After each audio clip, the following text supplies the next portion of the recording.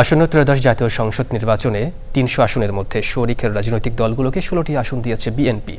তবে এর মধ্যে কয়েকজন নিজ দল বিলুপ্ত করে বিএনপিতে যোগ দিয়ে ধানের শীষ প্রতীকে নির্বাচন করবে। এই আসনগুলো সহ বেশ কিছু আসনেই স্বতন্ত্র প্রার্থী হিসেবে নির্বাচনের প্রস্তুতি নিচ্ছে বিএনপি থেকে মনোনয়ন না পাওয়ারা।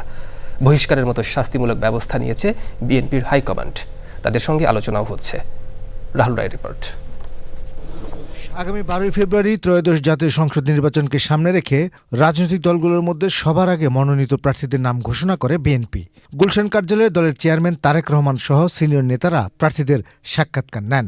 প্রথম দফায় 237 জনের নাম ঘোষণা করা হয়। বগুড়া 6 তারেক রহমান। পরে আরও কয়েক দফায় বিএনপি ও শরিক দলের আসনগুলোতে চূড়ান্ত মনোনয়ন ঘোষণা করে বিএনপি। বেশ কিছু আসনে স্বতন্ত্র প্রার্থী হিসেবে নির্বাচনের সিদ্ধান্ত নেয় বিএনপি থেকে মনোনয়ন না পাওয়ারা। কয়েকজনকে বহিষ্কার করে দলটি। দলের নেতারা জানালেন, আলোচনা করে তাদেরকে বোঝানোর চেষ্টাও চলছে। একটা দল একটা নেতাকে একটা কর্মীকে কি শাস্তি দিতে পারে? এক্সপেলের ছাড়া বড় শাস্তি নাই। আমি তো তারা ফৌজদারি দণ্ডবিধিতে কোনো মামলা দিতে পারি না।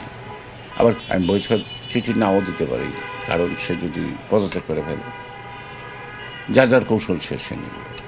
আমরা যাদেরকে আসন দিচ্ছি আমাদের দলকে তার পক্ষে যাতে কাজ করে সেই ব্যাপারে আমরা আন্তরিকভাবে চেষ্টা করব। বুঝে শুনে আমরা চেষ্টা করছি। বহু জায়গায় অলরেডি প্রত্যাহারের সিদ্ধান্ত তারা বলেছেন আমাদের। এরপরেও কিছু অবশিষ্ট আছে, তাদের সঙ্গে আমাদের কথা চলছে। আমরা আশা করি যে আমাদের দলের পক্ষ থেকে একাধিক প্রার্থী হয়তো বেশি জায়গায় থাকবে না। তারপর যদি এক জায়গায় থাকে আমাদের কিছু করার নাই। আওয়ামী লীগ সরকার বিরোধী আন্দোলনে যারা বিএনপির সঙ্গে যুগপৎভাবে ছিল সেই রাজনৈতিক দলগুলোর জন্য 16টি আসন বরাদ্দ দেয় বিএনপি। তবে সেখান থেকে এলডিপির শাহাদাত হোসেন সেলিম, জাতীয় দলের অ্যাডভোকেট সৈয়দ এহসানুল হুদা, গণ অধিকার পরিষদের Rashed Khan, Reza Kibria, national democratic movement এনডিএম-এর ববি হাজ্জাজ নিজ দল বিলুপ্ত করে অথবা দল থেকে পদত্যাগ করে বিএনপিতে যোগ দিয়ে ধানের শীষ প্রতীকে নির্বাচন করবেন। মানে যদি মার্কাটা না থাকে তাহলে স্পেশালি বড় দলগুলোর যেটা হয় যে তাদের কর্মী বাহিনীর নিজেদের নেতা থাকে। ওই নেতারা যদি বিরোধী ক্যান্ডিডেট হিসেবে বিদ্রোহী ক্যান্ডিডেট হিসেবে দাঁড়িয়ে যায় তখন আপনার মার্কাও অপরিচিত, বিদ্রোহী ক্যান্ডিডেটের মার্কাও অপরিচিত, কিন্তু বিদ্রোহী ক্যান্ডিডেট পরিচিত, আপনি পরিচিত না। সো তাহলে ওই বিদ্রোহী ক্যান্ডিডেটের জন্য কাজ করার সম্ভাবনা সবচেয়ে বেশি থাকে।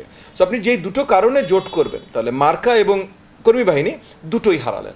স্ট্র্যাটেজিকলি আমার দলের ক্যান্ডিডেট হিসেবে আমি জোটের ক্যান্ডিডেট হিসেবে মার্কা নেবার জন্য বিএনপির মেম্বারশিপ নিয়েছি। আমার নেতা কর্মী তো দায়বদ্ধ আমার মার্কার প্রতি, ব্যক্তির প্রতি তো দায়বদ্ধ না। আত্মসমর্পণ করতে হবে যে ভাই আপনাদের দল থেকে দাঁড়াইছি, পাশ ফেলের দায়িত্ব আপনাদের। তখন নির্বাচন আরেক রকম হবে।